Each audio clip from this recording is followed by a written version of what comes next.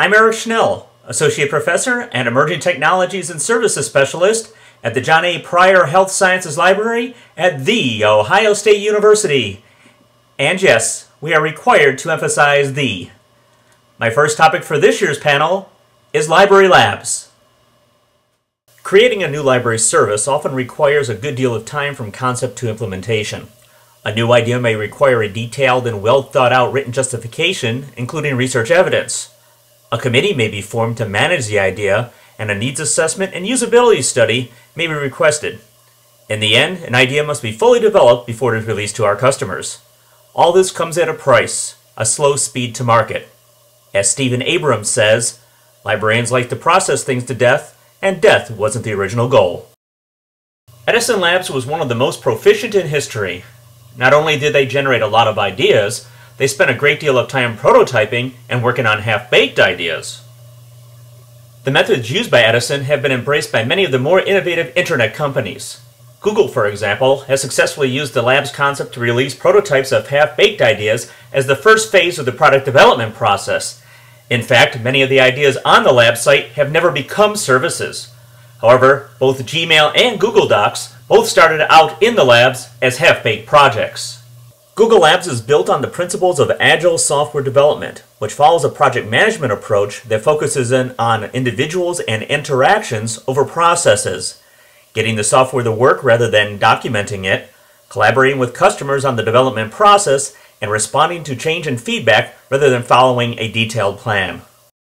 An increasing number of libraries have adopted the philosophies of Google Labs and agile development in the creation of library labs. Library labs are where new and experimental services are made available to customers to test and provide feedback using a philosophy of agile service development. Library labs are showcases for ideas under development or consideration. Labs allow libraries to invest just enough resources to see if an idea is worth investing in, and if not, they allow failed ideas to go in a dignified manner. Just because I'm not there physically at this year's conference, does that mean that I'm missing out on all the information, the networking, and the learning opportunities that are going on? Not anymore. With various social networking tools such as blogs, wikis, and Twitter, I'm able to participate in this year's conference virtually from the comfort of my own office.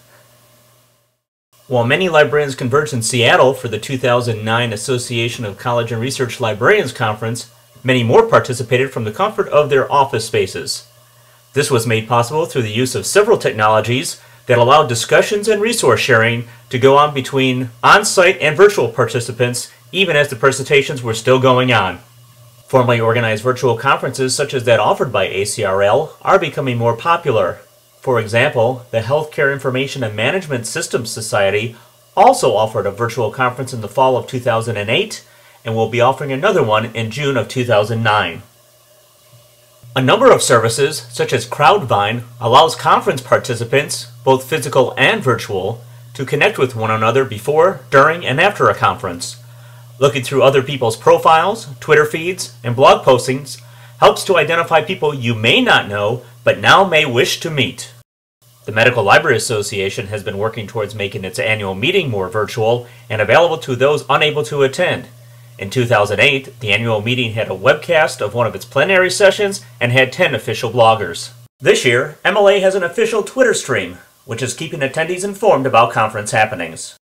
Twitter users there should have been instructed at the start of this session to use the hashtag MLA09Tech.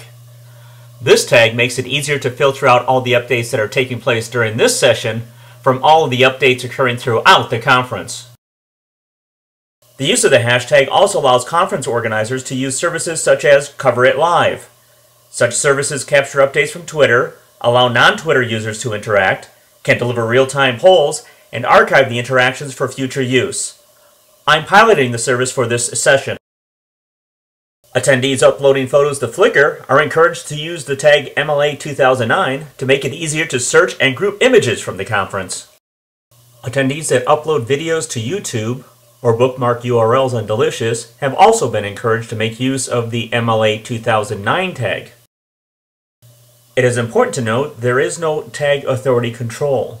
The Massachusetts Library Association and the Maryland Library Association also decided to use the MLA 09 tag for their recent conferences. It is likely that the Modern Language Association will also use it for theirs. Making things even more interesting, the Cal Poly Pomona Masters of Landscape Architecture class of 2009 also adopted the MLA 2009 tag. No, sorry Donna. Calling dibs does not make for good authority control. Virtual conferencing will never take the place of attending a conference in person. It does provide additional opportunity for librarians to participate in discussions about the issues impacting libraries. It also offers other benefits, such as eliminating the cost of travel to conference sites and mitigating the environmental impacts of air and car travel. So as you enjoy the land of sun and sand, I sit in my office 5 time zones away, watching the Twitter stream, checking out the Flickr photos, the YouTube videos, and the delicious bookmarks of all of this year's happenings. I look forward to seeing you at next year's panel, hopefully in person.